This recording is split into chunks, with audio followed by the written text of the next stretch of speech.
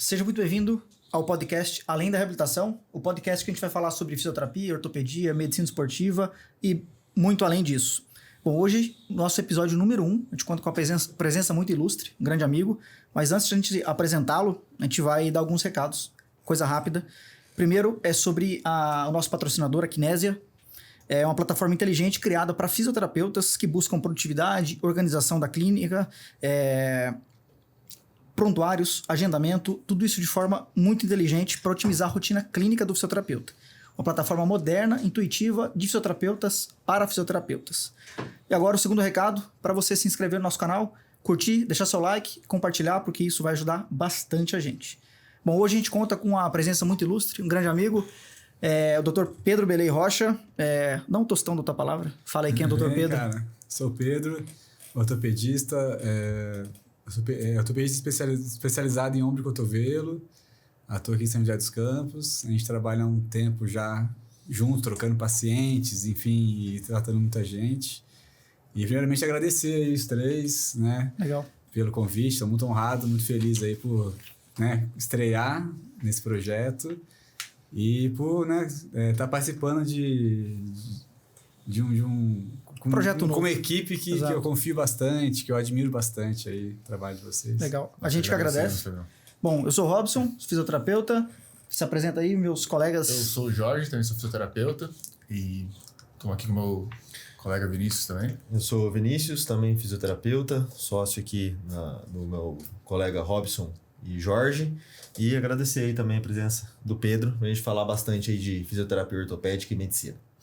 Bom, o Dr. Pedro é especialista em ombro e cotovelo, já atua na área há bastante tempo, e aí a gente convidou ele porque é uma pessoa de muita confiança nossa, referência na cidade sobre esse tema, e a gente atende muitos casos específicos de ombro, ao longo de mais de 10 anos aqui na cidade atendendo, já passou vários e vários casos de pacientes do Pedro, mas o que a gente mais encontra no consultório, tanto na fisioterapia, eu acredito também no consultório ortopédico, são as lesões tendíneas do manguito rotador. Então, acho que o ideal é a gente ficar nesse papo hoje, conversar sobre as lesões do manguito rotador, para não ficar um papo muito vago e falando só sobre ombro, sem muito direcionamento. Então, a ideia hoje é bater um papo bem sincero e claro para os pacientes que vão nos ver e outros profissionais de saúde, tá? Bom, e aí é uma pergunta que a gente recebe sempre no Instagram, canal no YouTube, acho que você também, é o medo do paciente que tem uma lesão do manguito e precisar operar. Ou ele tentou fazer um tratamento conservador, tentou fazer uma fisioterapia, não deu muito resultado. E aí tem aquela dúvida, toda lesão realmente é específica e eu preciso fazer um tratamento cirúrgico ou são casos que devem ser analisados de forma individual? Então, com certeza, essa pergunta é importante. Isso gera medo nas pessoas, inclusive, que não vê um exame ou tem um diagnóstico de lesão do manguito, de já achar que vai ter que ser operado. Na verdade, a resposta é não. Na maioria dos casos, melhora conservadoramente. Na verdade, cirurgia é reservado para a minoria dos casos, na verdade. Se for colocar todas as lesões, pequena parte que é cirúrgica. A maioria é tratamento conservador, com certeza. Me diz uma coisa, tem alguma característica clínica que você considera mais pertinente para indicar um tratamento cirúrgico para o paciente, por exemplo? Alguma variável, sei lá, talvez a idade, ou o tamanho da lesão, ou um paciente que é refratário à fisioterapia, sei lá, alguma coisa que você identifica que talvez faça mais sentido para aquele paciente indicar cirurgia.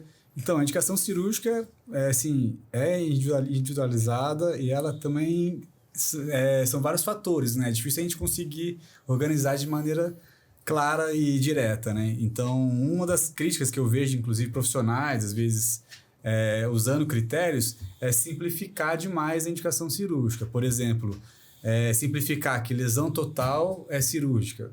Isso é legal. Isso é um conceito que muitas pessoas usam isso. Ou então, lesão parcial e dividir em 50%, maior de 50% é cirúrgico. Sim. Então, as pessoas simplificam de uma maneira muito pequena, assim, um assunto que é bem complexo, ainda mais se tratando de um tratamento cirúrgico, né? Sim. Então, se for resumir, né, em vários fatores que existem ali, as lesões totais, completas, têm mais chance realmente de precisar de cirurgia, são as mais indicadas. E as lesões completas em pacientes que são cirúrgicos. Quais pacientes são cirúrgicos? São pacientes mais ativos, adultos jovens, pacientes com quadro clínico importante. Porque quando a gente fala de lesão de manguito, a lesão é uma lesão que tem vários tipos, do paciente, já que é uma lesão que, na maioria das vezes, ela é degenerativa. Uhum. Então, ela tem uma tendência muito grande a acontecer em pacientes idosos, por exemplo. Então, se a gente pegar idosos, pessoas com mais idade, a gente vai encontrar muita lesão completa. Então, assim, tem que tomar cuidado nessa indicação simples de Sim. ser total Sim. ou uma parcial grande. Mas se for falar em qual paciente que tem mais chance, vamos falar assim, de precisar de uma cirurgia, é o paciente mais ativo, sintomático, com uma lesão completa. E outra coisa, quando a gente entra na lesão completa, é saber a condição daquele tendão de cicatrizar, né? Porque não adianta ser só lesão completa, tem que ser uma lesão que tem um prognóstico ruim, um prognóstico bom de reparo. Então, se a gente tem lesão completa, mas é uma lesão crônica, é um tendão degenerado, aí a gente tem aquela questão que talvez não vale a pena mesmo operar. Entendi. Então, não é simples, né, a indicação, mas se for resumir, talvez a lesão completa, sintomática num adulto ativo, enfim, com uma alteração funcional, principalmente. Em pacientes, principalmente, que precisam a demanda específica do músculo, enfim, para atividade do dia a dia, né? É uma questão com alteração funcional Sim, ali, né? sim. E que muitas vezes não tiveram um bom resultado com o tratamento Aí também clínico. entra a segunda indicação, tratamentos que é conservadores sem sucesso. Sim, Que daí entra outra questão importante, né? Sim. Que é qual tratamento conservador foi feito, né? Sim. Que daí é uma coisa que a gente talvez vai até discutir aqui sim. nas próximas... Isso que o Pedro falou é legal porque assim, a gente encontra muito uma dicotomização muitas vezes. O paciente tem mais de 50%, o cara é cirúrgico. Tchau, vai procurar segunda opinião se você quiser, mas é cirúrgico e pronto. Exatamente. Pessoas simplificam. Pessoas, eu digo assim, Simplificando profissionais, literalmente, tanto os cirurgiões quanto Sim. os fisioterapeutas, e aí passam esse conceito e simplificam de uma maneira Sim. que eu não concordo. Enfim. E o que a gente encontra muito no dia a dia, pacientes com lesões grandes, 30% às vezes, 40%, às vezes até 50%, assintomáticos, né? Paciente que Exatamente. tem uma lesão grande no manguito, já é uma lesão antiga, grande no manguito, mas que não tem dor nenhuma. Isso é mais comum do que a gente imagina, né? Exatamente. Que é o próximo E tópico que a gente vai funcionais, conversar aqui. né? Eles têm a lesão, estão totalmente funcionais no dia a dia, né? Sim. Inclusive, não lesões necessariamente, totais. Quando é. a gente entra em assintomático, são vários temas legais pra gente falar, assim.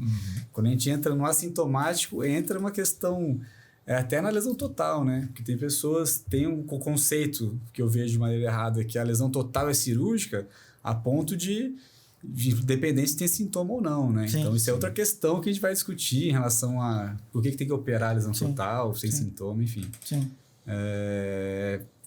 Principal, na minha opinião, é avaliar vários critérios, né? Não simplificar. A primeira coisa que eu Sim. acho importante são as pessoas não simplificarem. Lesão mais de 50, ou total, é cirúrgico e pronto. Então, assim, é muito além disso. Né? Sim. Legal. Interessante, né? Porque parece que o adulto, como você falou, o adulto jovem de média idade é o que mais talvez vai sofrer com a funcionalidade, não vai voltar a fazer as atividades normalmente como fazia antes, se não tiver um bom prognóstico, né, com tratamento conservador.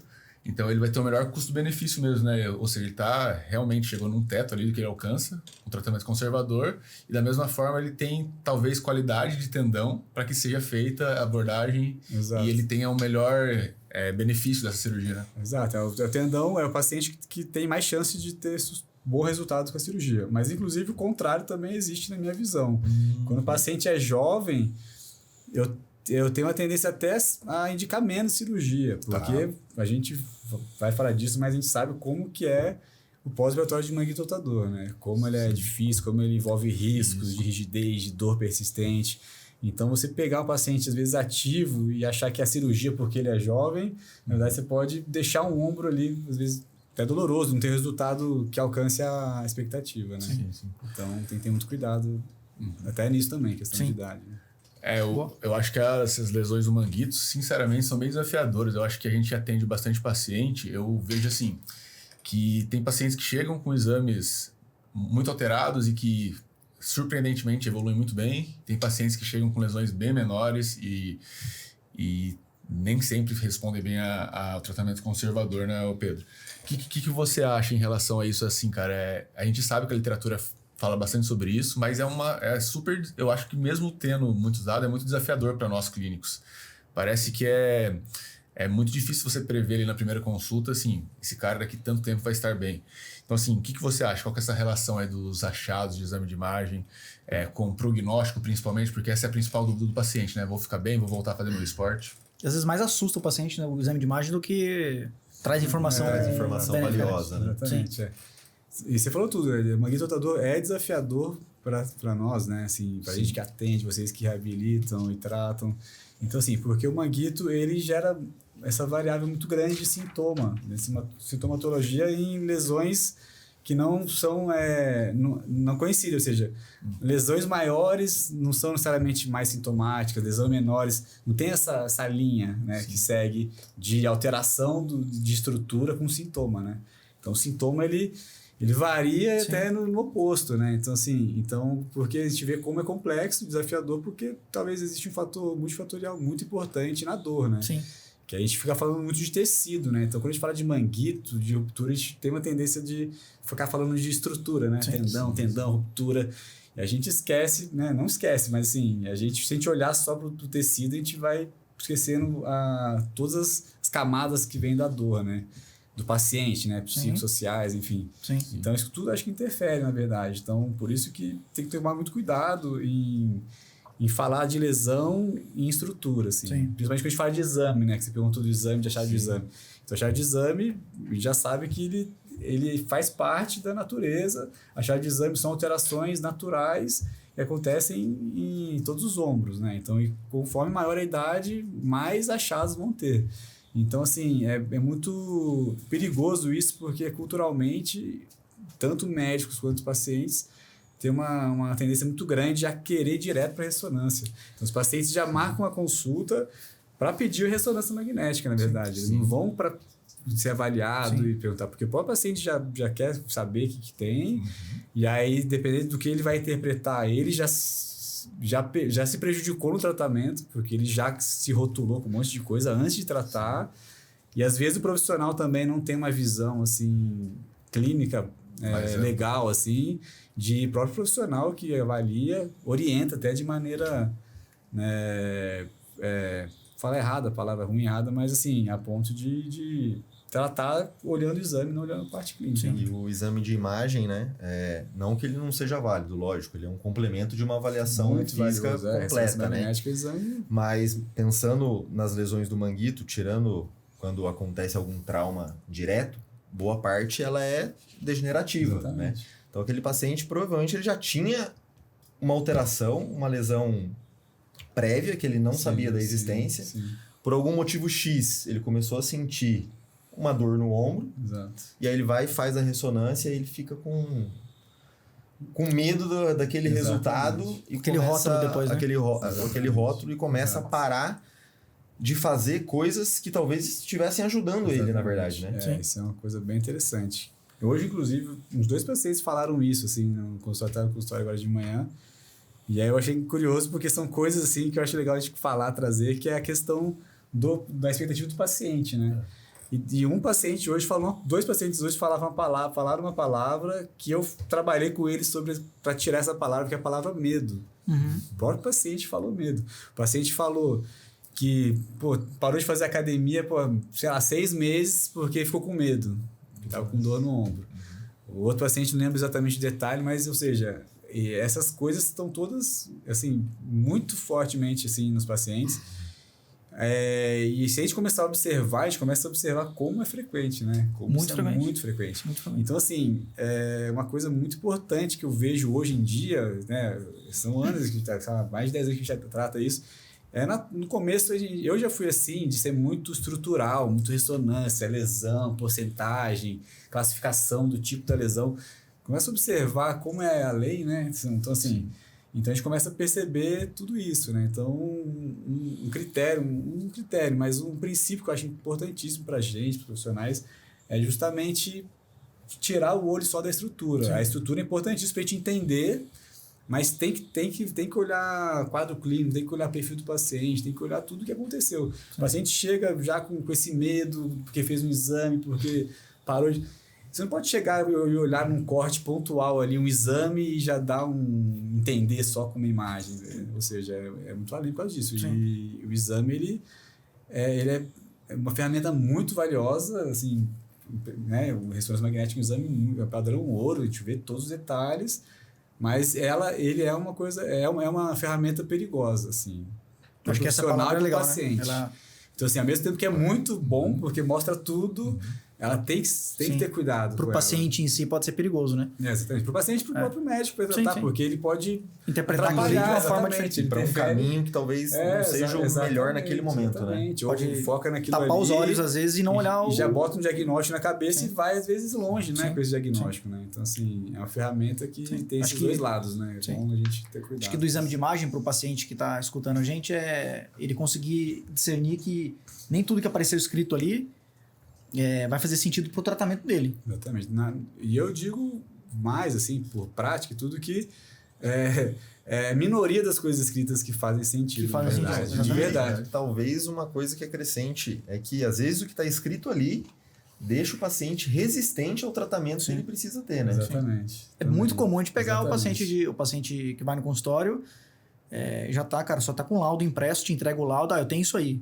Eu tenho isso aí que tá escrito. Tá? O cara não fala quanto tempo tá sentindo dor, o que ele já teve de experiência prévia, o que funcionou, o que não funcionou, ele já tá tão bitolado naquilo ali. Inclusive, a diferença que tem na interpretação em você só olhar o laudo e olhar a imagem, né? Então, assim, às vezes eu olho só, por algum motivo eu vejo o laudo, eu imagino o ombro de um jeito, aí eu vejo a imagem... Já é outra diferente. Não, pera aí, né? Então, assim, o laudo também é um grande... Sim. Não é problema, mas ele ajuda, porque é o profissional ali descrevendo, mas olhar só um laudo também... Sim. É isso que o Pedro falou, é muito legal. A proporção de pessoas que não têm dor, que são assintomáticas, né? Que têm achados degenerativos no tendão, é gigante. Recentemente saiu um trabalho, acho que você até postou no seu Instagram, né? São alguns trabalhos separados. Chega a 70%, 80% de achados de lesão grave, tendínea ou até ruptura em pessoas que não têm dor. Então, assim, a chance de você encontrar alguma coisa é muito grande e que muitas vezes não vai correlacionar com o dado que o paciente tem ali, né? Acho que é isso.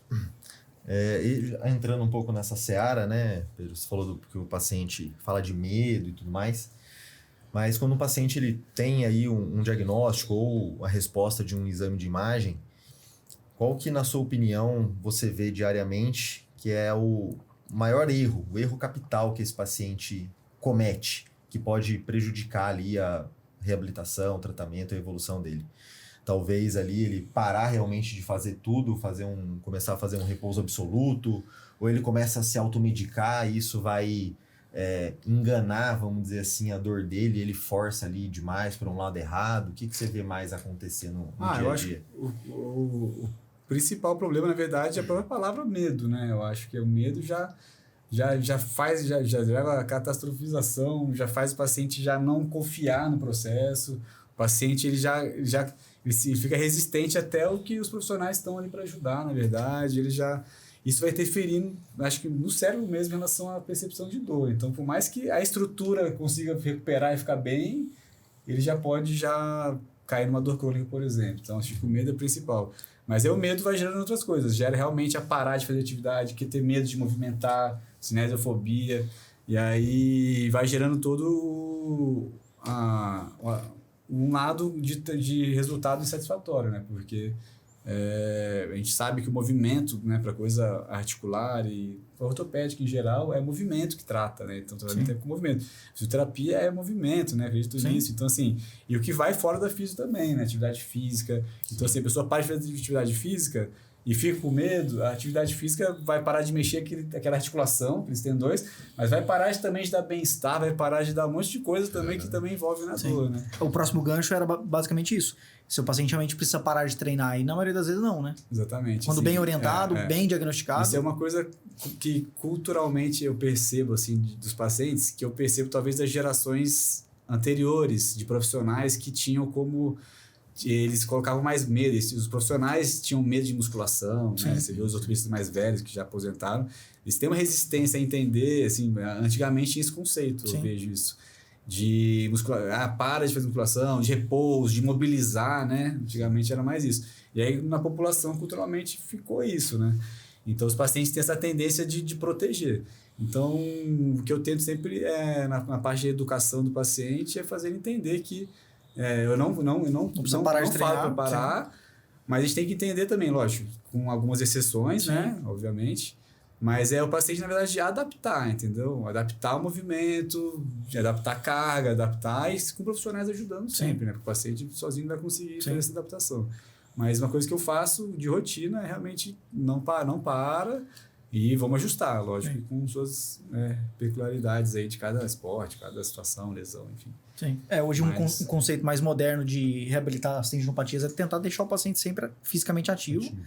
O máximo possível, mas nem sempre o máximo possível é tudo que o paciente gostaria de fazer. Sim. Pode ser o máximo possível naquele momento. Exato. Aí a gente leva em consideração, independente se o paciente tem uma ruptura grande ou pequena, é o grau de irritabilidade. Sim. Não sei se vocês usam na ortopedia esse termo também, mas na fisioterapia a gente usa esse termo o tempo todo. O seu tecido está muito irritado agora, está com um grau de irritabilidade muito alto. A gente parou de usar o termo inflamação porque muitas vezes arremete. Muitas vezes você remete uma coisa que não é. Então, o tendão, muitas vezes, ele não está inflamado, mas ele está irritado, ele está dolorido. Falamos isso. A gente usa, né? Usava jargão, muito, né? Uma inflamação. Talvez o paciente entender e tal, mas também é ruim, né? Que te joga inflamação ali o tempo inteiro. Gera mais medo, né? Como justificativa. Tudo se explica com a inflamação. Eu vi inflamado. Eu vi um post esses dias do Rodrigo Scatoni, que é um fisioterapeuta especialista, pesquisador mesmo, PhD sobre tendinopatia. E ele falou como o rótulo errado pode levar o paciente para um caminho de tratamento errado. Aí eu vou explicar. Se você vai no Dr. Pedro e fala, você está com uma inflamação no tendão. Então, você está com uma tendinite ou uma bursite no tendão. Então, você remete a um processo inflamatório. Ora, repouso faz bem, porque se eu estou com um dente inflamado, eu ficar mastigando aquele lado ali é ruim. Ora, se eu tomar um anti-inflamatório vai me ajudar. Ora, uma injeção de corticoide vai me ajudar. E muitas vezes não é isso, né? Então, trocar o termo inflamação por irritabilidade, por um ajuste pequeno. E aí, assim, voltando ao assunto, o paciente que consegue treinar com irritabilidade baixa, então a gente considera até 3 pontos, por exemplo, de dor. Se ele amanheceu bem, não teve dor noturna, durante a atividade laboral dele no trabalho, ele não tem uma dor exorbitante, ele pode arriscar fazer todo o treino dele na academia, com dose moderada, com carga moderada, e tá sempre procurando. Nesse meio termo, ele vai ter dias que vai conseguir fazer bem o treino, outros nem tanto, mas ele está sempre buscando o grau de irritabilidade ideal para aquele naquele momento, entendeu? Acho que é mais ou menos isso que a gente faz hoje em dia. Porque o exercício entra culturalmente dessa maneira negativa, igual eu falei, a ponto dos pacientes justamente, sempre acho, é muito comum o paciente chegar, fiz um exercício errado. Sim. Até postei um dia desses, porque eu vejo isso todo dia e eu fico, cara... É uma coisa tão assim, a causa daquela lesão ou da dor, vem tanta coisa ali caminhando, degeneração. As pessoas têm a tendência de querer uma explicação, né? Isso é um ser humano, ele quer achar uma culpa de sempre, de uma coisa simples, né? Então, tá fazendo um negócio super saudável, faz esporte, faz atividade física, faz musculação, aí ele chega com a dor falando que devo ter feito uma coisa errada. Sim. Então, assim, ou seja, a pessoa já acha que aquilo ali, na verdade, é um problema, na verdade. E, na verdade, é o remédio dele, É o contrário, né? exatamente. Então, eu acho que a educação que a gente tem que dar para os pacientes é muito muitas isso. vezes né? também o paciente ele quer melhorar rápido, né? E aí, por isso, às vezes ele busca uma alternativa de infiltração, de anti-inflamatório. Tem essa questão também. E o exercício, a atividade, ele vai ser uma melhora, principalmente quando a gente fala de tendão, né? Que é uma estrutura que ela se recupera de uma forma mais gradual, né? Exato. Então, a médio e longo prazo, o exercício que vai fazer bem, mas muitas vezes o paciente desiste dessa vertente de tratamento porque ele quer melhorar em 2, 3, 4 dias, né? Eu me ponho muito no lugar do paciente também. Acho que assim, acho que tem toda essa questão. Né? O paciente está com uma dor e aí ele vai querer um exame, ele vai querer um diagnóstico, ele vai querer procurar um especialista para entender a dor dele. E aí, inevitavelmente, vão ter alguns achados. E aí, vamos dizer que se tem alguma degeneração do seu tendão, uma tendinopatia, uma ruptura que seja parcial. E aí, a impressão que ele tem é que o tendão está inflamado. É muito contraintuitivo, né? Você, como ser humano, pensar, eu vou fazer um exercício e isso vai melhorar, eu vou fazer... vou fazer algo que vai estimular ali e vai melhorar. E assim, uma coisa que eu costumo falar para os meus pacientes, que eu sou bem enfático nisso, eu falo que assim, a fisioterapia, o exercício é a principal ferramenta nossa. Então a gente tem muito ferramenta para fazer os exercícios, com que os próprios exercícios sejam terapêuticos no começo. Acho que essa é a grande magia da fisioterapia. A gente escolher os exercícios também que a gente sabe que são necessários, mas existem uma gama de formas de se fazer o exercício, de angulações de se fazer o exercício, que são bem efetivos, assim, até em curto prazo mesmo, o paciente sair da sessão com bem menos dor. Então, assim, eu acho que também cabe a nós, profissionais, entender um pouco essa complexidade que é para o paciente, que está tendo um problema que nem sempre está sendo resolvido de uma forma eficaz. E isso é um problema de saúde, né, que gera incapacidade. Então, a gente tanto tecnicamente está preparado para isso, para tentar escolher realmente exercícios em angulações, em cargas que sejam confortáveis. Eu acho que a palavra, igual o Robson falou, você terminar a sessão melhor do que você entrou, você chegar em casa e passar um dia melhor, porque eu acho que daí, naturalmente, você começa a entender, nossa, realmente esse é o caminho para eu melhorar efetivamente, né? E como o exercício é o principal pilar da fisioterapia, associado a outras ferramentas, assim, a gente tem que achar um jeito de que o paciente acredite que isso aí vai dar certo e nada como o conforto, né? Então, acho que isso acreditar, eu ia comentar isso, assim, eu acho que por isso que é importantíssima a educação, né? Sim. Assim, não só você, pronto, o paciente tem que acreditar em você, vou fazer, meu trabalho é esse, pronto. Ele tem que entender, cara, assim, que é outro ponto que talvez a gente fosse falar aí pra frente, mas é questão da educação, assim, acho que a gente tem que gastar um tempo realmente, porque é nosso universo isso. Agora a pessoa leiga que tá sofrendo, tá com dor, que tá com problema querendo resolver, que tá às vezes preocupado ou com medo. Não basta a gente só fazer o nosso trabalho, né, da estrutura ou de cuidar do paciente. A gente precisa, primeira coisa, ser o paciente entender, né? Sim. Acho que eu ouvi uma frase que eu achei bem interessante, que as pessoas, elas acreditam no que elas mesmo falam, não no que elas escutam. Então não adianta, igual você falou, a gente querer empurrar uma verdade para ela, falar, olha, esse exame aqui não quer dizer nada sobre a sua dor. Não é bem assim. A gente, talvez se a gente fazer ela pensar junto com a gente... E ela acreditar naquilo. Olha, igual o Vinícius falou, será que você não tem essa lesão já há mais tempo do que você está sentindo essa dor? Ela mesmo começar a se questionar, será que você não está fazendo um excesso de algum exercício, ou está fazendo pouco exercício, ou então, e aí por isso que não iniciou isso? Então, acho que isso que você falou, é uma educação, não adianta a gente chegar com a melhor evidência, com o melhor protocolo, e falar, é isso que você tem que fazer daqui para frente. Se a pessoa não aderir, não vai ser bem sucedido o negócio. Sim, é isso aí. Isso é importante. Cara, a fisioterapia costuma funcionar muito bem, né? Você quer tocar esse tópico? Então, eu tava falando justamente por isso. Então, assim, a fisioterapia é um baita pilar do tratamento conservador, porque, mais uma vez, tem os exercícios terapêuticos, tem essas orientações de quais atividades a pessoa deve fazer semanalmente, pensando naquela fase que ela está de dor, de lesão. Assim como os aparelhos também, alguns aparelhos que ajudam a manuseio da dor. Mas, na sua opinião, Pedro, o que você acha? Que é assim, que quando que a fisioterapia você olha para aquele paciente que entrou no seu consultório e fala, esse aqui vai fazer uma fisioterapia e vai ter um bom prognóstico. O que você acha que são os fatores que levam ele a ter um melhor prognóstico nesse sentido? Então, assim, essa pergunta tem dois sentidos, né? O qual paciente ou qual lesão e qual tratamento, qual fisioterapia ele vai ter benefício. Perfeito. Então, acho que o primeiro falando sem ser da lesão. Vamos falar da lesão. Primeiro da lesão, a lesão de tratamento conservador, que é a maioria. Então, lesão parcial pequena, fissuras, ou lesão completa, se for um paciente que não vai operar porque é idoso, porque é lesão degenerativa. Então, esse é o paciente que tem grande chance de ter bom resultado, na verdade, né? Tem estudo que mostra que a lesão completa, a longo prazo, a cirurgia dá um resultado talvez mais rápido, porque o tendão cicatriza, mas o paciente que fica o tendão rompido, se ele faz uma reabilitação a longo prazo, ele também tem um resultado clínico bom, né? Não de cicatrização, obviamente. Então, assim, o paciente com lesão parcial, vamos simplificar dessa forma. Mas agora a pergunta que eu acho interessante, a forma que você perguntou, eu acho que é mais qual condição, qual situação que funciona mais a fisioterapia, não qual lesão, né? Sim, então, qual situação que funciona mais?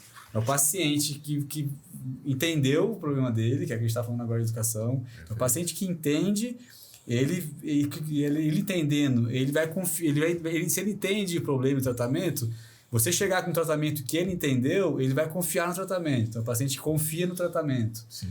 E o paciente confia, a gente vai ter adesão, né? Então, assim, eu acho que o mais difícil da parte dessas lesões de tendões é o que o Vinícius falou, que são lesões progressivas, de evolução progressiva e lenta e longas mesmo.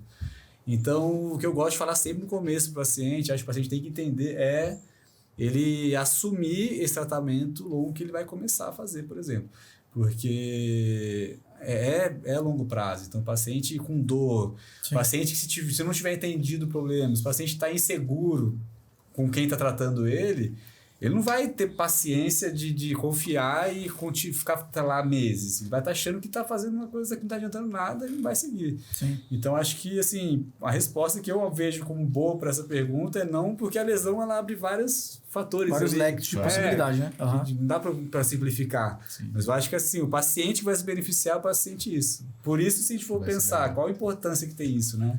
Sim. Da educação do sim, paciente sim. entender, do paciente confiar. Importância do paciente no processo de cuidado no Ele geral. é muito né? responsável, né, no Sim. tratamento dele. É uma melhora né? ativa também, não é uma melhora só passiva. Né? Exatamente, ativa. Sim. Tu falou tudo. Então, assim, essa é a palavra. Sim. Então, o paciente é muito importante, mas é claro que ele vai ter esse ambiente para poder ter toda a confiança e tudo, se tiver profissionais também Exatamente. com conhecimento, né? Enfim, com bom Sim. senso e tudo mais Sim. em volta dele, né? Lógico. A aderência nesse caso, né? Faz muito. A aderência, do paciente eu no vejo tratamento. como uma coisa muito importante. Assim. E aí, assim, a gente fala, às vezes, ó, o paciente tem que comprar o tratamento. Exatamente. Comprar, acreditar naquilo que você está fazendo, acreditar na tua indicação. Porque ele tá comprando uma coisa para receber lá na frente Lá na o benefício. E é Exatamente. trabalhoso. Tirar do compromisso, a vida corrida, você botar numa fisioterapia e saber que você vai ficar naquele compromisso para melhorar daqui a 4, 6 meses. E não é É um conta gota. investimento a longo prazo, então o cara tem que ter.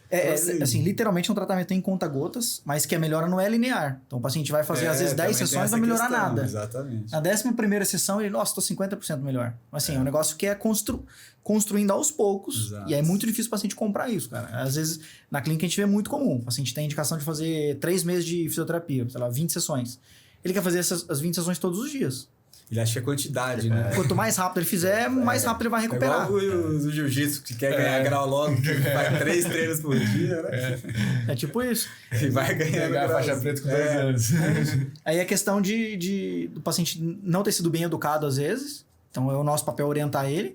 E aderência também. Então se o paciente quer fazer o negócio todos os dias porque ele quer acabar com 1 mês de tratamento, possivelmente ele não vai ter uma aderência no tratamento de 6 meses. Exatamente. Se ele já está querendo se livrar do negócio o mais rápido possível, então é difícil. Então a aderência... E vocês veem mais do que eu Muito. isso, né? Porque se eu indico, encaminho paciente para físio, muitos não vão voltar. E aí, porque melhorou, porque, enfim, aconteceu um monte de coisa. Mas vocês que estão fazendo tratamento, vocês estão vendo o paciente que parou, né? Sim. Sim, Então, exatamente. eu imagino, vocês podem até falar como é que é essa, não taxa de número exato, mas qual que é a taxa de aderência? Deve ser muito baixa, eu acho, assim. Sim, ela não... Assim, em relação a, pensando em meses, assim, Sim. não sei.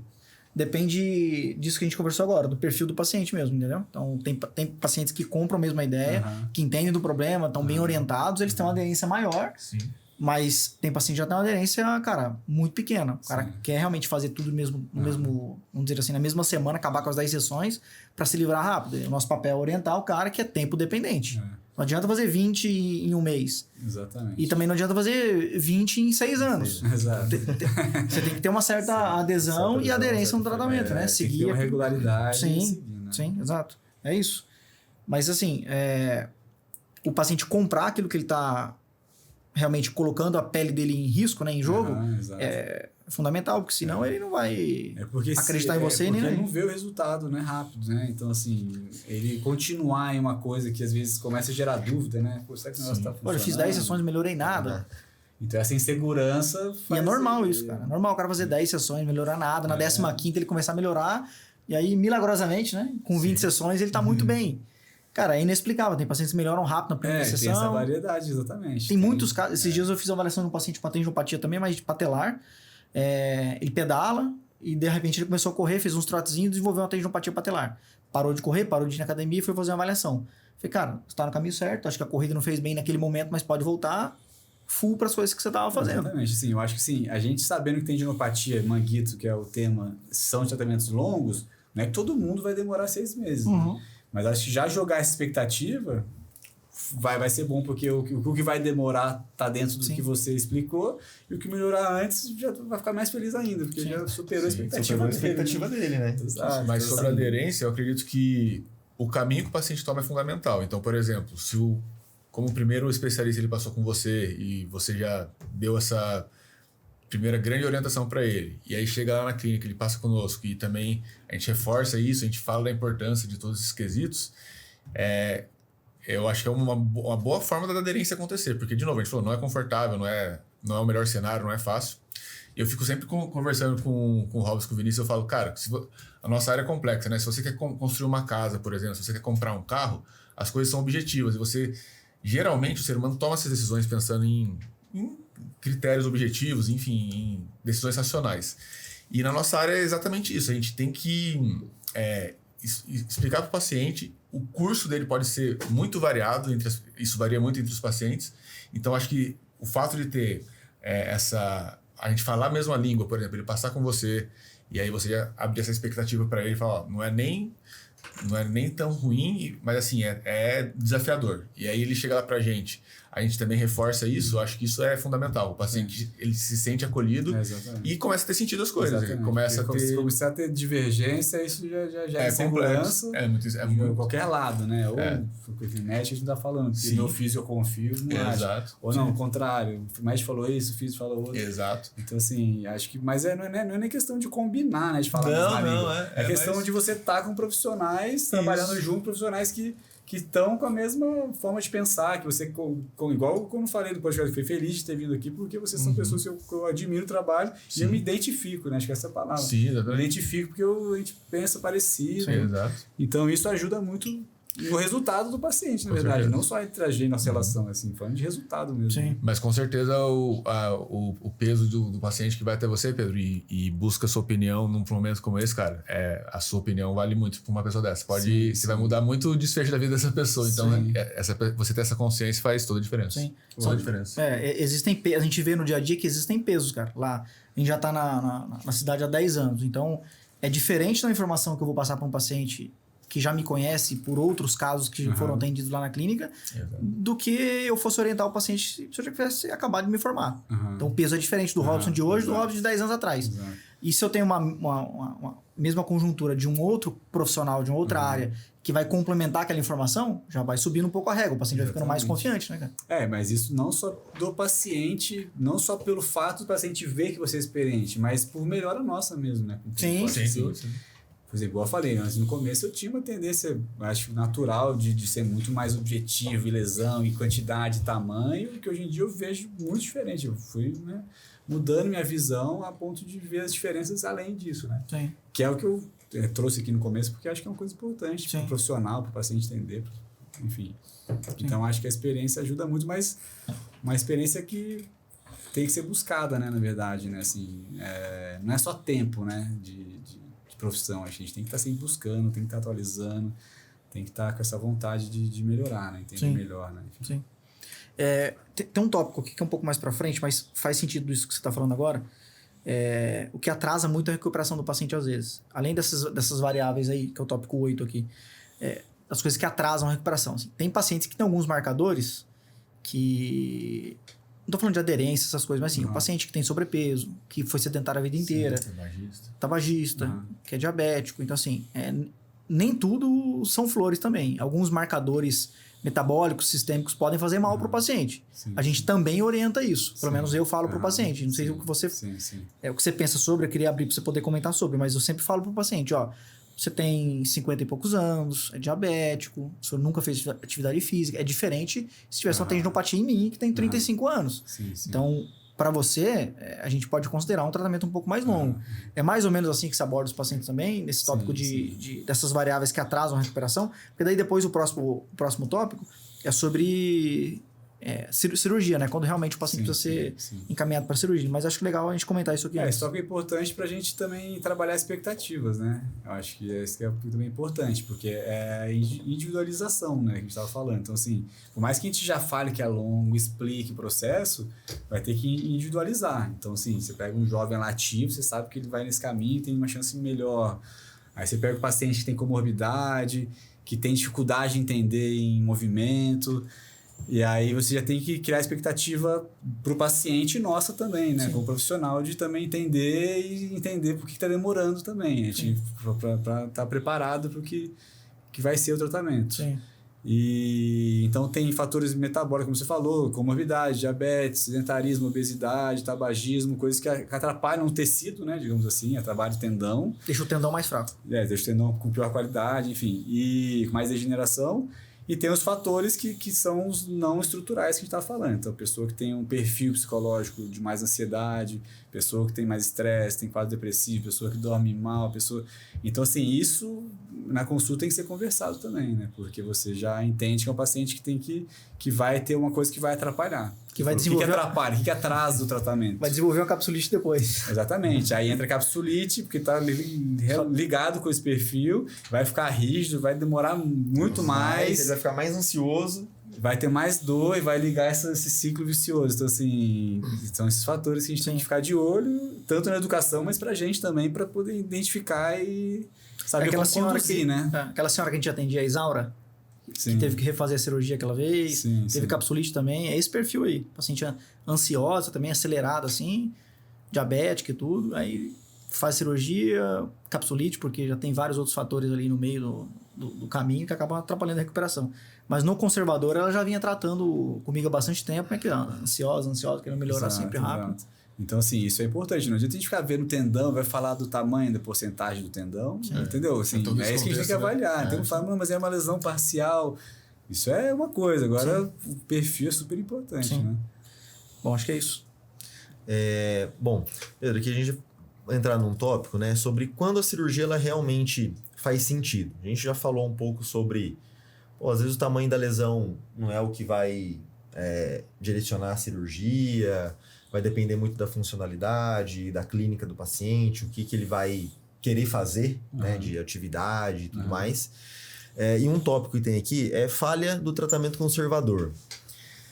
Quanto tempo de tratamento conservador você normalmente indica, você acha viável o paciente fazer para, depois disso, eventualmente indicar uma cirurgia? Tá.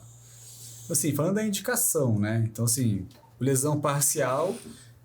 Não é número, mas a gente sabe que quanto maior a lesão parcial, pior o prognóstico. Ou seja, quanto maior a lesão, se é mais de 50, ou se é subtotal, por exemplo, está quase rompido. Essa é uma lesão que a gente já sabe e avisa que o prognóstico é ruim. Ou seja, chega o prognóstico ruim, ele tem uma chance considerável de não melhorar. Então, tem menos chance de melhorar e vai ter uma chance de precisar operar depois. Então, se esse paciente fez tratamento conservador e falhou, então essa questão também que é uma crítica que eu tenho sobre tempo, né? Então, porque as pessoas simplificam, né? Lesão maior de 50%, é um clássico isso. Lesão maior de 50%, tá bom, é cirúrgico. Tá bom, é conservador, tá. Então, eu vou dar certinho, porque no livro alguém falou que é 6 meses. Aí o paciente espera, o médico foi lá, voltou 6 meses, assim, não dá pra simplificar, não é engessado. A primeira coisa que eu acho, assim, eu considero 6 meses um tempo bom, não dessa maneira, obviamente, eu vou te criticar, mas assim, 6 meses é um parâmetro bom, mas dentro de uma coisa que você entende que foram 6 meses, eu não sou preso à data, assim, pode ser 4 meses, por exemplo, a pessoa tem uma lesão subtotal, o tendão está quase rompido, mas ele não quer operar, vamos tentar um conservador. Mas ele não está melhorando em nenhum momento. Pô, você pode esperar 3 meses, você vê que é uma lesão ruim, está sintomático, não precisa esperar 6 meses. Mas é o tempo contrário, o paciente tem uma dor leve, uma lesão menorzinha, pô, vamos segurar mais um pouco, vamos levar, não tem pressa, entendeu? Então não pode ser 6 meses. Então, assim, 6 meses é um guia, assim, mas é para guiar junto com vários outros fatores, assim. Tá. Então, assim, tem que sair dessas coisas de número, assim, coisa não dá pra muito engessar, engessada, exatamente. Né? E aí que eu ia falar outra coisa sobre o tempo, melhor do que o critério tempo, é o critério qual foi o tratamento conservador que essa pessoa fez, entendeu? Então, esse para mim é o principal, assim.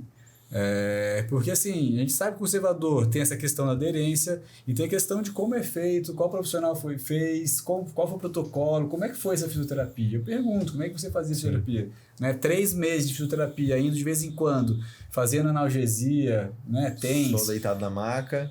Não é nada. Agora sim, 3 meses fazendo 2 vezes por semana, certinho, com movimento, com exercício, é outra coisa. Então, como é que a gente vai usar o critério tempo, assim... Para todo mundo, né? Não dá. Assim, o tempo, ele é um guia, mas assim, eu acho ainda que é secundário. É um guiazinho ali, só para ter uma direção. Ideia, assim, de demorou, tá muito tempo ou pouco tempo. Mas, assim, dá um direcionamento. Eu não acho certo se apegar... O que é importante também, só para nos cortar aí, Vinícius, é a progressão do paciente dentro da reabilitação. Então, se ele tá... sei lá, 6 meses, mas tá estagnado, não consegue evoluir mais, assim, você coloca um pouquinho de carga, ele piora 2 semanas, aí melhora. Depois coloca carga de novo, ele piora 2 semanas.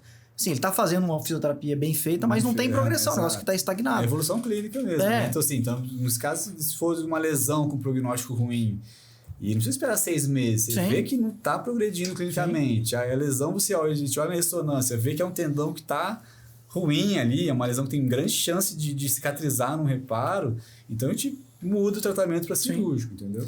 E, bom, eu sei que às vezes é difícil falar exatamente de forma objetiva, né? Mas quando realmente faz sentido a cirurgia, se você fosse falar assim, eu olhei esse paciente, esse cara, eu já vou falar para ele fazer cirurgia. Qual seria uma indicação checklist, mais direta, assim? O checklist de falar que, ó, isso é cirúrgico e não tem jeito. Olha, a lesão mais cirúrgica do manguito, assim, é a lesão traumática completa num adulto, né? Um adulto, assim, sem ser idoso, adulto jovem, enfim. Essa é a lesão mais cirúrgica, porque é como você rompe bíceps peitoral, é o mesmo pensamento. Você tem uma ruptura aguda, que totalmente o tendão. Então, esse tendão, a lesão traumática é a lesão que mais atrofia rapidamente, né, do manguito, que leva a maior perda funcional, perde força, porque o paciente que está com lesão extensa há anos, ele já está adaptado. O paciente que perde o manguito de uma vez, ele fica com paralisia, por exemplo. Então, a lesão, se for falar qual que é a mais cirúrgica, é a lesão traumática completa. Então, depois dessa, vem a lesão completa em tendões reparáveis, tendões com bom prognóstico de reparo, em pacientes adultos e sintomáticos. Acho que seria essa. E agora, a outra que é também muito cirúrgica, saindo da completa, é a parcial grande, que não é só 50%. É mais do que 80%. Você vê que tem um tendão quase totalmente destacado. Conceitualmente, uma lesão parcial. Mas praticamente se composta como uma total que está presa por algumas fibrinhas ali, entendeu? Então seria nessa sequência, talvez, ali. Acho que a traumática completa em paciente cirúrgico, né? Ou seja, sintomático e tal. E a parcial muito grande. Sim. Acho que é uma lesão que tem pouca chance de melhorar com o conservador. Sim, e são bem mais raras de acontecer e de encontrar no dia a dia. Exatamente. Se for ver a média de manguito que a gente atende e trata, com certeza é uma parcela. De 100, talvez você faça isso em 2 ou 3, olha lá. Isso né? É um ponto importante, porque já que a gente começa a falar de cirurgia... O paciente vai achar, essa é a minha, É a minha, exatamente. Isso é raro, menos raro provável mesmo. Que seja esse cenário. Sim. Então, assim, exatamente. A maioria esmagadora... É ter a calma de entender que a maioria não vai precisar operar. Né? Não é esse cenário, exatamente. Até porque se você fosse operar todos os pacientes que entram com dor no manguito rotador, isso aí ia ficar vivendo no centro cirúrgico, operando todos os dias, 24 horas por dia, né? Não ia dar tempo. Não ia dar tempo. Lesão muito comum, exatamente. Exato. Mais algum tópico desse aí, Vinícius? Não? Não, acho que o próximo é depois abordar um pouco mais o pós-operatório. O que vocês orientam realmente para o paciente, o médico, qual o papel do cirurgião além, vamos dizer assim, no pós-operatório imediato, depois da cirurgia, quais os critérios, o que você orienta, além de procurar fazer uma fisioterapia, mas qual aquela orientação básica que o ortopedista de ombro e cotovelo precisa passar para o paciente como orientação básica para ele ir para casa? Então, acho que é o ideal. E depois o paciente vai vir para a fisioterapia, a gente vai orientar ele e vai comentar sobre. Então, o que eu gosto? Sim, eu gosto muito dessa parte da educação, como a gente estava falando. Então, o paciente tem que entender que a cirurgia, eu falo exatamente isso, a cirurgia é o primeiro passo de um tratamento longo que começou, entendeu? Então, assim, não que cirurgia foi a resolução de um problema, é um passo importante, mas o tratamento começou dali para frente, né? Então, o paciente tem que entender, eu operei, agora começou, né? O jogo vai seguir. Então, o paciente entender que essa questão que vai ficar um tempo. E aí tem a orientação do tempo prolongado, que é a reabilitação de manguito contra dor. Oriento muito em relação à dor. Isso é importante, hein? Eu preparo muito o paciente, eu falo para todos que dói muito, que assim, eu jogo a expectativa lá em cima de sofrimento de dor, o paciente não ter surpresa com isso, já está preparado. Falo, se prepare que essa semana, a primeira vai ser muito difícil, para dormir vai ser terrível.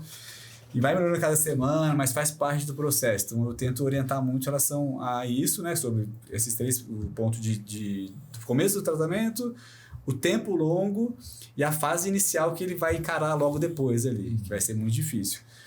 E aí, em relação às orientações que entram, né, em assuntos de protocolos de reabilitação, que daí tem várias coisas que podem ter caminhos diferentes aí de protocolos agressivos ou mais conservadores, eu uso uma média, assim, em relação a proteger mais as primeiras 2 semanas, por conta de dor mesmo, porque eu não acho que 2 semanas, essa é a minha visão, por mais que tem protocolos, estudos que testaram mobilizar rápido, que não piora, eu não vejo muito sentido em botar o paciente com muita dor para mexer no começo, então acho que não vai piorar. Então eu prefiro focar em esperar a dor passar, então eu acabo sendo mais conservador para em 2 semanas.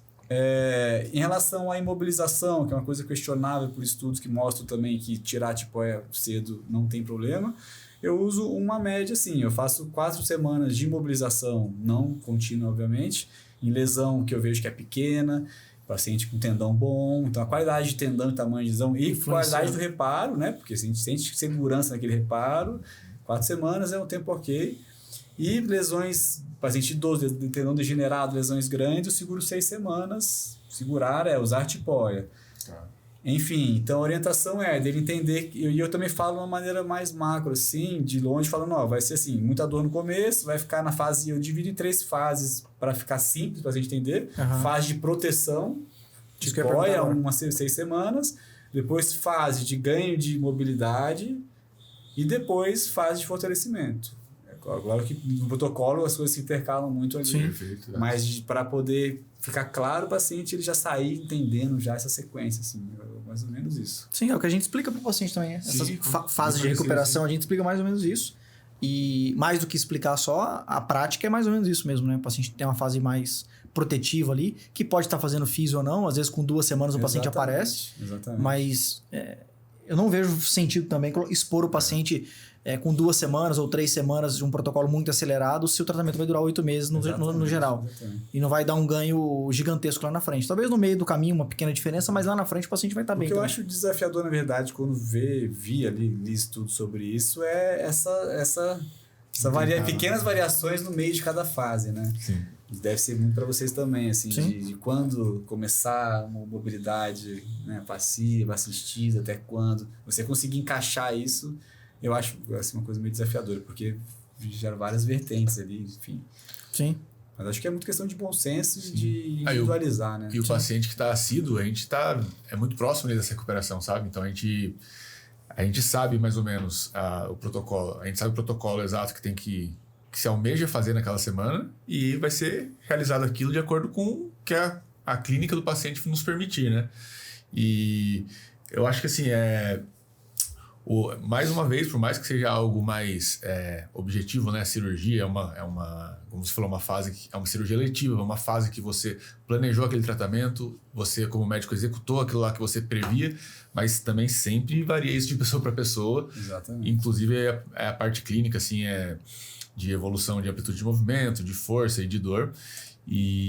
Mas a gente que está, quando o paciente está bem aderido ali, que geralmente no pós-operatório ele tem que estar, né? Porque ele tem que se recuperar. A gente consegue perceber muito, pegar muito com esse paciente eu consigo, entre aspas, forçar um pouco a mais, com esse daqui eu acho melhor segurar um pouco. Não, é impressionante como que varia de paciente para paciente. Varia muito. Inclusive é curioso, às vezes tem dia que eu, sei lá, tem 2 manguitos no mesmo dia. Eu pego de manhã 2 manguitos, lesões parecidas, ou seja, no mesmo dia, no mesmo hospital, mesma equipe, mesmo material, mesmo posicionamento dos astros. Técnica. Tudo. Aí o paciente chega para tirar os pontos de 2 semanas, um paciente comprou lá um opioide e nem abriu a caixa. Perfeito. E o outro paciente acabou com a caixa e está pedindo mais. Sim, perfeito. Então, assim, como varia, né? Assim, a mesma cirurgia, o mesmo cirurgião, no mesmo dia. Exato. Mesma coisa, cara. Ou seja, você vê a diferença. E aí o outro paciente, ele de repente já tá, você vai dar uma olhadinha com a tipóide, já mexe rotação externa, já ganhou praticamente sozinho. Chega o outro, sozinho. já tá resistindo e já tá indo pra capsulite ali. Então, assim, é isso. Então, é impressionante a diferença que dá mesmo tratamento, a mesma cirurgia. E por isso que eu acho que a gente, principalmente nós como fisioterapeutas, a gente guia o paciente. A gente tem que estar ali, lado a lado com o paciente, através de um percurso. Igual você falou, a partir dali começou um tratamento. Ele fez a cirurgia e vai ter uma jornada ele seguir. A gente tem que estar do lado do paciente, em todos os sentidos. A gente tem que ter essa leitura, como você falou, então, atenção total de saber, nossa, com esse paciente eu acho que não está dando muito certo, que ele está ficando muito dolorido, ou não está evoluindo dessa forma. Vou tentar mudar um pouco a trajetória. Então a gente tem que ter essa leitura, porque eu acho que no final das contas, igual o Robson falou, o resultado é para médio e longo prazo, ele chegar no resultado final que ele quer, que é voltar a fazer as atividades dele. E acho que a gente é uma boa pessoa para guiar ele nessa jornada. E é isso que você falou, entendendo essas variáveis, observar e guiando. E o desafio maior de cirurgia de manguito, eu como cirurgião, e vocês também veem com certeza, é o paciente que é o segundo que eu falei, né? Que é o paciente que tá com uma dor. Então, assim, por quê? Porque isso gera um monte de coisa ruim, né? Gera tanta questão funcional de rigidez, mas gera a questão da insegurança de passar de fase. A gente estava falando atrás, do plano conservador, por exemplo. Sim. O cirúrgico é a mesma coisa. O paciente que está no pós-operatório, que está morrendo de dor, a cabeça dele já fala, né? É verdade. Deu ruim Deu aqui, ruim, não vou ficar bom nunca, deu errado. E aí o paciente já entra no medo, entra no preocupação, aí já entra na insegurança da cirurgia, do profissional, da fisioterapia, porque o fisioterapeuta mexeu E aí aqui, aumentou a dor. e aí piorou a dor, porque eu fiz a física, eu falei que não era pra mexer, ele mexeu. Isso é um clássico também. Foi o clássico. Então, assim, e aí já abala tudo, né? Então, assim, é muito importante nesse momento a gente profissional explicar pra ele sobre ser uma condição que acontece, que é, não que é normal, né? Mas assim, que uma parcela de pacientes vão ficar assim, e que é assim mesmo, que a gente está acostumado. Então ele tem que entender que está dentro do ambiente que a gente está entendendo o que está acontecendo, entendeu? A gente não pode também... Aí que vem a questão de comunicação também, do que você vai falar, como você vai falar. Aí, de repente alguém fala alguma coisinha que planta uma semente de medo no paciente. Então, assim, essa é uma hora muito delicada, né? Porque o paciente, ele está sofrendo, e ele está preocupado. Então a gente tem que ter muito, muito cuidado, assim, como explicar, como e incentivar e dar força, ele apoiar, como você falou, tá com ele ali. E assim, porque eu entendo, assim, que é difícil. Primeiro você pegar um leigo para explicar isso e já não entender. Exato. Agora você pega um leigo que tá ali sofrendo na pele, né? Então, assim, não é você explicar para alguém ali que acontece capsulite. A pessoa que tá sentindo aquilo, entender é difícil. Então, acho que é o grande desafio. O paciente tá indo bem, tudo é mais fácil. Né? O paciente tá sem pouca dor, você vai tirar tipó, já tá com mobilidade boa. Vai só passando de fase, né? Vai naturalmente. ótimo, né? Mas, assim, o desafio tá naquele paciente que vai com muita dor, com rigidez, que é o grande problema também, da rigidez. Aí entra até uma discussão pra gente ver sobre a questão da rigidez, né? O quanto tá no nosso alcance ou não, né? Por exemplo, porque será que é o protocolo que tá errado ou será que é a biologia do paciente que fez aquela cápsula ficar dura? Sim, que é o próximo tópico, inclusive, que atrasa muito a recuperação dos pacientes. Então, é isso. assim, o principal atraso de manguito, o principal é esse paciente que... O termo capsulite é uma coisa que eu uso para explicar, porque eu acho que é muito semelhante, mas capsulite adesiva é uma doença específica, né? Mas eu falo como capsulite adesiva pós-operatória, eu uso o termo porque eu acho que a fisiopatologia é muito parecida. E com certeza, assim, e ela é muito comum, infelizmente. Então, assim, eu acho que o grande desafio nosso nesse paciente, porque ele vai ter toda essa questão que a gente comentou agora e tem a questão do atraso. O que atrasa? Esse pós-operatório doloroso, rígido, cara. Que, assim, Concordo. Se o paciente, eu percebi que está evoluindo para esse caminho, que eu falo, ó, o que vai acontecer agora? Eu acalmo falando que é uma condição que vai melhorar, que lá na frente o resultado é semelhante do que não teve, mas que o tratamento dele agora, se era 6 meses de protocolo, pode calcular 1 ano. Ou mais. Pedro, aí o diagnóstico é 100% clínico mesmo, nesse momento aí. Assim, porque depende do momento também, de fazer um exame de imagem. Só com 8 semanas... E aí tem outra questão importante, que é outro assunto que a gente tem que falar também, que é a grande, né, ou a principal complicação da cirurgia do manguito é a rerotura, né? Então, assim, que daí entra essa questão também. Então, assim, primeiro ponto, o paciente que tem aquela capsulite importante, ele é clínico, porque você percebe na sensibilidade a pequenos movimentos, sabe, às vezes ao toque, assim... do extremo, sabe, longe ali, já dói muito. Então, tem uns que são mais fáceis, né? Mas tem um outro que é uma dor ali que está mais do que o esperado. E aí, essa dor mais do que esperada é o que também gera muita dúvida, porque às vezes não é só clínico. Aí gera a própria dúvida. Será que você não soltou? Será que rompeu de novo? Aí entra um ponto que, na prática, eu passo por isso. É o quê? Que é o paciente que está com essa dor que está persistindo. Mas o que será que é essa dor? Será que é por conta pessoal do paciente? É o perfil dele que está sentindo mais dor? Porque cada um tem uma dor de um jeito. Será que é a dor normal dele que é maior? E aí, será que esse tendão rompeu? A gente que repara o tendão, a gente fica com esse receio, né? A gente não quer ter essa frustração de tendão que rompe de novo. Mas aí vem essa questão, fazer exame de será clínico, né? Então, o exame de imagem nessa fase inicial é perigoso demais, assim. Eu tento evitar, porque a ressonância magnética, ela trabalha com sinais, né? Hipersinal, hipossinal. E todo o tecido que está cicatrizando, que está recém-operado, por mais que não seja na primeira fase, ele tem a tendência a ter um hipersinal, que é a imagem branca ali. Então, esse hipersinal, no começo, ele muitas vezes pode gerar mais confusão do que ajudar. Verdade. Então, eu tenho uma tendência de ter calma, esperar, para pelo menos passar um pouco essa fase inicial para tirar a dúvida no exame de imagem. Porque nesse tempo que a gente espera, são 2 fatores. A gente espera o tecido dar uma amadurecida para a imagem e a gente também espera o quadro clínico, entendeu? Então, é uma coisa que faz parte também do pós-operatório de manguito, que daí é um assunto que a gente pode falar disso agora, porque acho que é bem legal, porque é a re-rotura, né? Sim. Então, é outra coisa que tem que ser falado na conversa, com todo mundo que vai operar alguém, tem que falar de complicações, e tem que ser falado. Não adianta a gente falar que... Alinhar as expectativas, né? Reparar assim, tem que falar que pode romper. Aí entra a questão de riscos, né?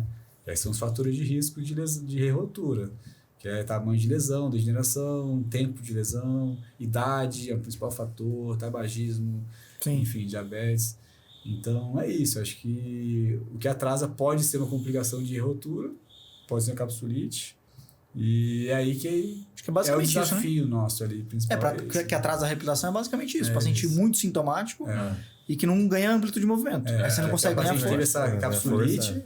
Essa capsulite é clássica. Ou o paciente teve a re-rotura também, porque a re-rotura se o paciente tem re-rotura e a gente vai descobrir com 3 meses, a gente não sabe quando que foi. Às vezes, a re-rotura foi nos primeiros dias, às vezes. Porque você acabou de dar o ponto ali, sei lá. Que é legal falar, Pedro, que às vezes não tem... E você não sabe. Então, assim, às vezes o paciente estava com a dor aquele tempo todo, porque já estava rompido, sei lá. Que é legal falar, às vezes, assim, o paciente às vezes quer colocar a culpa, né, no médico ou no fisioterapeuta, ou colocar a culpa nele mesmo, e às vezes não, é uma falha biológica do tecido mesmo. Exatamente, então isso é importantíssimo, né? Porque o paciente, como todos os seres humanos, quer uma explicação, né? Por que aconteceu isso? Então o paciente, muitos pacientes às vezes se culpam, mas eu usei a tipoia direitinho, e ele fica tentando achar onde que errou, ou então fala mesmo do profissional fisioterapeuta, não, mas é porque puxou, foi o dia que ele mexeu e começou a doer, entendeu? Ou fique seguro e não fala pra mim, mas fala pra outra pessoa que o cirurgião deu ponto direito. Então, fala alguma coisa assim, enfim, ou seja. Então, acho que faz parte. Mas lógico que tudo interfere também, né? A gente não pode jogar só responsabilidade na biologia e ausentar todos os profissionais. E acho que pode ter também alguma falha, alguma coisa em quem está cuidando também, lógico, do cirurgião, do profissional. Mas acho que dentro de um cenário que a gente está entendendo, que está todo mundo sabendo o que faz, fazendo bem feito, essa questão da biologia é importante. E é importante o paciente saber antes, né? Então, assim, quando a gente vai falar que pode romper o tendão, o paciente não é colocar medo, é deixar ele claro que tem uma possibilidade de paciente que romper de novo, entendeu? Que o ideal é uma coisa terrível, porque a capsulite, ela dá trabalho, ela gera uma certa frustração, mas ela tem uma evolução boa lá na frente. Capsulite. Uma rigidez ou dor crônica, assim. Agora, a re-rotura é muito frustrante para todo mundo, na verdade, né? A re-rotura é terrível, eu acho. Porque é frustrante para o cirurgião que fez a cirurgia, dá a sensação de, repare, soltou, não deu certo. Para o paciente que se encheu de expectativa, se organizou, sofreu dor, fez um monte de físio e a sensação de que, né, parece que nada não valeu de nada. No profissional fisioterapeuta que está lá, né, se dedicando e explicando, orientando. E aí a re-rotura é frustrante. Aí entra outro ponto. Mas e essa re-rotura, ela é sintomática ou não? Aí os estudos mostram isso, que grande parte das re-roturas não impactam no resultado clínico. E aí vai a questão de nova indicação, se vai operar de novo ou não. O paciente já é mais idoso degenerado, vale a pena tentar. O paciente está clinicamente, rompeu, mas segue a vida. Tentou, não deu certo, segue, né? Sim. E aí vem outro ponto que é se opera de novo ou não, né? Enfim. A maioria das vezes é tentar levar em consideração a individualidade de cada paciente mesmo. Exatamente. Ver o perfil dele. Porque às vezes é um tendão que tem prognóstico ruim, ele já rompeu, já não cicatrizou. Vai mexer de novo. Aí não é ficar insistindo, né? E se o paciente clinicamente estiver bem, segue o jogo, né? Agora, o paciente está sintomático, não é um tendão que rompeu, mas está ali, não é bonitão, assim, tem um tendão bom. Às vezes é melhor pegar e tentar reparar de novo. Sim. Acho que a pior tragédia para o paciente, acho que é isso, né? Fazer uma nova cirurgia. Uma nova cirurgia, né? Tem que passar tudo de novo. Enfim, A rigidez, ela vai atrasar o tratamento, mas ela vai se resolver, né? Exatamente, a maioria das vezes, né? Se resolve, mas agora a re-rotura gera essa coisa ruim, né? De falha, né? Falha. Sim, e tem aí, que operar de novo e tal. Mas, infelizmente, faz parte. A gente vai enfrentar sempre. Quando estiver operando manguito, vai estar vendo o paciente romper de novo, né? Sim, não tem muito o que fazer, né? Claro que tem que se atentar à técnica, lógico. O cirurgião tem que ter responsabilidade técnica e conhecimento e fazer um bom reparo. Isso tudo interfere. Sim. Mas, infelizmente, faz parte da estatística. Tem mais influência de agora uma pergunta pessoal, assim, tem mais influência um bom cirurgião numa taxa de falha, por exemplo, dessa? Então, se pega um mau cirurgião, ele tem uma taxa de falha maior? do que um cirurgião iniciante de um paciente que se der muito bem, por exemplo, com a recuperação? Qual o peso de cada um, sabe? Isso é muito difícil, né? Saber, né? Porque nenhum estudo acho que mede isso, né? Vamos ver os cirurgiões experientes. É interessante até se for prestar isso. Sim. Vamos ver os cirurgiões novos, experientes. Vamos ver a taxa de rotura, né? Sim. E tentar homogeneizar, né, os pacientes. É interessante essa pergunta, porque na verdade, assim, existe uma curva de aprendizado, né? Então, assim, cirurgia envolve técnica, mão e assim, não é só conhecimento, você já tô sabendo tudo de manguito, é a técnica mesmo, manual. Exato. Então existe, a gente fala de curva de aprendizado. Sim. Então a artroscopia é uma cirurgia que a gente, no meio ortopédico, a gente sempre fala sobre a curva de aprendizado. É uma cirurgia de curva de aprendizado longa. Então é uma cirurgia trabalhosa, tecnicamente não é fácil fazer. Então, se eu não me engano, assim, agora, se for pesquisar depois, mas se eu não me engano, eu já vi alguma coisa de estudos comparando disso sim, né? Na verdade, não de sucesso, mas sobre tempo cirúrgico, enfim, estudos que avaliaram a curva de aprendizado, existe Sim. isso. Eu não sei falar agora. Mas, enfim, então eu acho que é um fator, sim. Assim, se for falar a minha opinião, sim. Mas, Porque assim, o peso que você falou do caso que você operou 2 casos iguais. O mesmo médico, o mesmo lugar, tudo igual. Um tá com muita dor e o outro não. A técnica, tecnicamente, foi feita igual. Exatamente. Né? Mas o peso ali é individual do paciente, não da técnica em si, né? O quanto um outro cara com o dobro da tua experiência... Tem, cara. Assim, tem jeito. Assim, qualquer coisa que é cirúrgica, que é manual, vai ter uma diferença em qualidade. Então, isso existe em qualquer cirurgia, qualquer tratamento manual, na verdade. Né? Sim. Então, assim, eu acho que tem essa diferença. Mas é difícil, né, de fora alguém julgar, enfim. Sim. Mas é um fator, sim.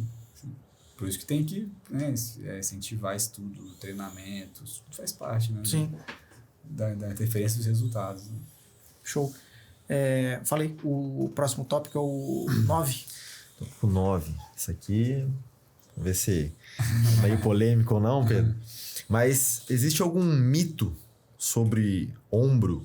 Aí pode ser na área médica, entre pacientes ou entre profissionais, como fisioterapeuta, que às vezes você escuta às vezes um paciente chegando, falando alguma informação de alguma fisioterapia para você, mas algum mito que te incomoda sobre ombro? Ou pseudo-tratamento também. Pseudo-tratamento, enfim, ou tô com toda a dor, esse paciente ele precisa fazer uma infiltração, ou toda dor ele precisa fazer algum repouso. Então, qual mito que você acha que te incomoda ou que talvez prejudique mais a recuperação do paciente? Um mito que me incomoda um pouco são as indicações, assim, por exemplo, de cirurgiões, como eu falei, de indicação de cirurgia, mito, 50%. Isso é um mito que eu não gosto, assim, de simplificar. Um mito que os pacientes sentem ali, falam entre eles, que agora o ombro nunca mais vai ser o mesmo, né? O ombro operou, não volta nunca mais. Então o paciente já chega com isso. Ou até não cirúrgico, a pessoa tem uma lesão, acha que é crônica, não cura, né? Então um mito desse é que já era, né? Derrota. Então é um mito que... Porque isso, assim, é um mito não por me incomodar, porque acho que atrapalha, né, o paciente, né? Já falando de acreditar, de expectativa, o paciente já acha que já está derrotado. Então, isso é um mito, que o ombro... Apesar de, assim, de eu entender, né, o paciente que fala... Por que as pessoas falam isso? Porque o ombro tem muita mobilidade, dá rigidez, tratamentos são longos, pode ficar uma dor residual, alguma limitação, pode não voltar realmente à atividade de antes. Então, não é assim... o ombro tem a sua culpa ali um pouco nisso. Mas é um mito que acho que atrapalha muito, porque já descredibiliza, né, digamos assim, o nosso trabalho. E a própria evolução do paciente, né? Exatamente. É muito comum o paciente chega e fala, eu tenho uma lesão no ombro, né? Eu tenho como se... Fosse o a partir rótulo. daquele momento ele teve e não vai deixar de ter, né? Não vai deixar de ter mais. Não posso fazer tal coisa, não posso fazer tal coisa porque eu tenho uma lesão no ombro. Outro mito é o paciente chegar já com o diagnóstico de bursite, né? Isso é também. Isso é clássico, já tinha bursite, porque fez um ultrassom. Tem bursite há 20 anos atrás, tem bursite até hoje. E considera que tem, exatamente. Mesmo há muito tempo atrás, a pessoa fala, eu tenho bursite no ombro. Então, como se fosse algo que não curasse. Ruim, porque você tem que explicar, às vezes o paciente também resiste àquilo. E a percepção dele é que o ombro dele não está 100% mesmo durante todo aquele tempo, né? E assim... E assim, não sei se a palavra mito, né? Mas ele vem com um monte de coisa também, né? Ele precisa de tratamentos e tal, enfim. Mas pensando, acho que talvez esses daí. O paciente já se rotular com um problema e achar que o ombro nunca vai ficar bom. É o principal aí, porque... Né? Um tópico que eu coloquei aqui, né? Seria que toda dor precisa infiltrar. Aí entrando só um pouco nessa questão de infiltração de ombro, né? Sim. Como que você vê essa questão de infiltração? É válido? Depende do momento? É assunto bem legal. Porque, assim, na verdade, infiltração eu vejo como uma ferramenta de tratamento, entendeu? Então, assim, tem que ter critérios para ser utilizado, né? Então, assim, é uma ferramenta que é muito útil, tem seu valor, mas tem que ter a individualização do paciente, da lesão e do que vai infiltrar. Quando a gente fala de infiltração, já é um monte de coisa, né? Então, infiltração, basicamente, na nossa realidade, corticoide tem o seu valor em poucos casos, porque tem a questão do corticoide não ser bom direto do tendão, mas tem seu valor porque o corticoide é um anti-inflamatório. Então, tendinopatia degenerativa não faz sentido. Lesão, o tendão está rompido. Machucado, vai jogar um corticoide? Não.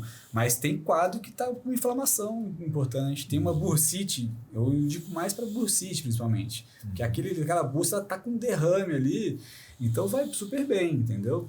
Dá desinflama aquela bursa, então o corticoide tem seu valor, mas também tem que ter critério. Sim. Aí ácido hialurônico, que é uma coisa que é muito utilizada. Acho que ele é uma ferramenta, eu acho útil, sim. Por mais que as outras coisas de infiltração, quando eu falar em ácido hialurônico, PRP e ortobiológicos, existe a inconsistência de literatura. Então, revisão sistemática com muito heterogêneos, com pequenos melhoras, ou seja, ainda tem coisa para melhorar em relação à evidência. Mas tem também evidência de alguma melhora. Então, acho que se o profissional tiver critério para usar e consciência disso, que isso é uma ferramenta e que para aquele paciente específico vai ajudar, que seja no sintoma, e tem que ser realista nisso, né? Acho que assim, não prometer coisas, né? Assim, sim. E não gerar expectativa no paciente que a infiltração vai regenerar, o ácido hialurônico não regenera, na minha opinião, o tendão. Ele vai aliviar a dor, ele vai dar uma lubrificada, ele vai dar um alívio de sintoma que vai ajudar na reabilitação da físio, por exemplo. Aí entra o ortobiológico, que é um assunto muito mais complexo, mas que é uma coisa que está caminhando para... esqueci a palavra, mas é animador mesmo ver a ciência estudando isso, mas só que existe uma empolgação mais rápida do que está desenvolvendo, talvez. Sim. E aí aquela promessa da palavra, o termo de medicina regenerativa, eu tenho também minha visão sobre isso em relação à palavra regeneração, isso gera a sensação de que vai regenerar realmente. Então existe a diferença entre melhora clínica e melhora da estrutura. Sim. Enfim, então é um assunto que vai longe. Sim. Mas eu acho que a infiltração, ela não pode ser nem assim uma coisa um protocolo para todo mundo.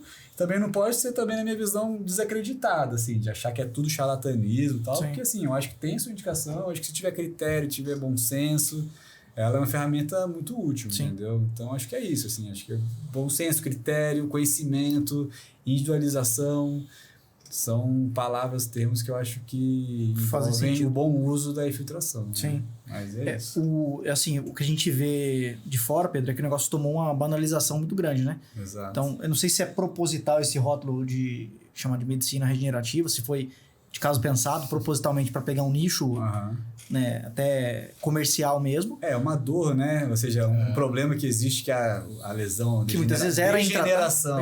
Tudo está degenerando. Que era intratável, você agora com uma regeneração, você achou a resolução do problema. Sim. Então, assim, tem sempre essa pulga atrás da orelha, né? Exato.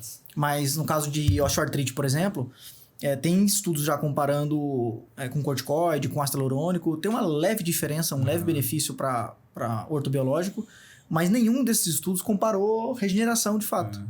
Entendeu? Então, assim, será que colocaram esse rótulo de forma proposital? Esse termo o paciente melhora a dor, mas... Quando começou a aparecer esse termo, eu já, assim, meio cético, assim, já fiquei meio assim, regeneração, mas espera aí, né? Sim.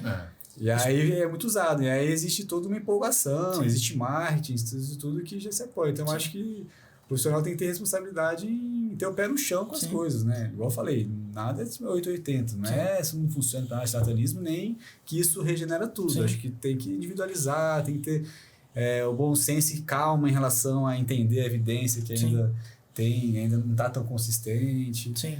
Mas eu acho isso, assim, eu uso na prática, digamos... De forma bem seletiva. Ortobiológico eu não uso ainda, é uma coisa pessoal, por conta disso, assim, de eu achar que ainda não me convence que, principalmente o custo-benefício ainda, sabe? Acho que gerar um custo alto para o paciente com uma baixa expectativa, eu não gosto de vender, né? Digamos assim, tratamento sem essa certeza. Show de bola. Cara, o último tópico. Cara, uma principal mensagem que você gostaria de deixar para os pacientes que sentem dor no ombro, uma coisa mais pessoal sua mesmo, enfim, alguma coisa relacionada a isso. Uma mensagem do Dr. Pedro, se estivesse atendendo aí dezenas e dezenas de pessoas e quisesse deixar uma mensagem para eles. Dor no ombro. Primeiro, é uma das queixas mais comuns da ortopedia, se eu não me engano, só pede para lombalgia. Então, ou seja, é comum ter dor no ombro. Então, assim, isso já gera uma questão do paciente já se sentir acolhido, né, pela população, de que isso é, digamos que, normal. E isso vai gerar, você entendendo o que é comum, você acaba não entrando naquele lado sombrio de preocupação, de medo.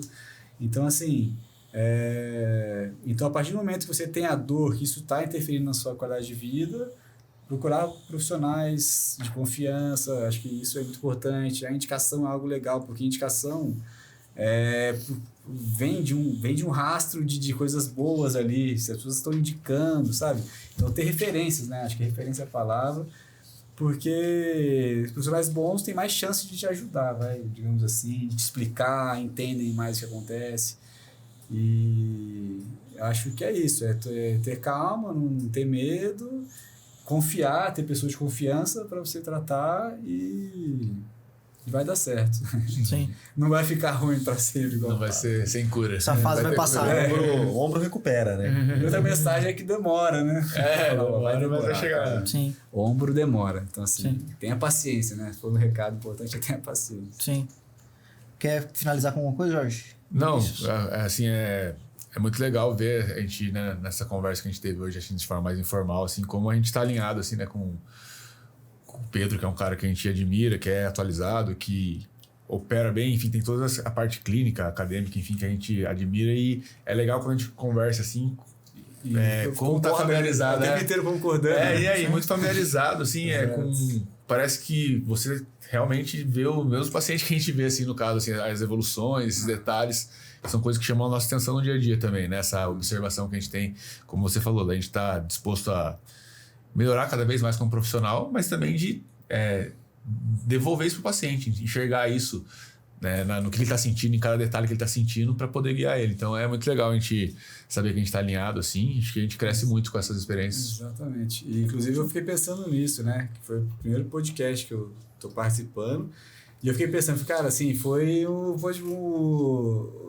podcast perfeito, assim, acho que o ambiente com propício. vocês por isso, assim, pessoas que eu acredito, que vão falar coisas que eu acredito e eu admiro. E a gente pode falar também, né? Um lugar transparente, né? Exatamente. Sem ficar pensando exatamente. Enfim, assim, conflito, obrigado né? por essa confiança aí, a admiração aí é recíproca aí e parabéns pela iniciativa do podcast, por espalhar informação de qualidade, né? Sim. Essa é a ideia, Levar informação de qualidade para espalhar na internet. mais aí, pessoas ficarem cientes disso, né? mais bem informados e gerar esse ciclo de coisas boas, né? Das pessoas evoluírem bem. Informação de qualidade, a gente precisa ser resistência, né? No mundo de internet. Exato. E coisa ser resistência em relação a isso aí. Exatamente. Obrigado e parabéns. Bom, obrigado, a gente que agradece a participação aí hoje. Obrigado, Pedro. Espero que todos gostem. Quer finalizar? Não, só agradecer a participação do Pedro, acho que foi um bate-papo bem legal. E a ideia é essa mesmo, né? Disseminar conhecimento, informação, tanto para profissionais, né, que talvez estejam começando, não tem tanta experiência em atender ombro, talvez, e para pacientes conhecerem também, ficarem menos alarmados e saberem que o ombro deles tem recuperação. Eles só precisam de paciência, né? Exatamente. Bom, e agradecer então a presença do Dr. Pedro. Valeu. Obrigado. Quem sabe num futuro próximo tá aí de novo com a gente, bater um papo sobre será um cápsula prazer. adesiva, quem sabe. Tá junto. Um abraço, pessoal. Até o próximo episódio. Valeu.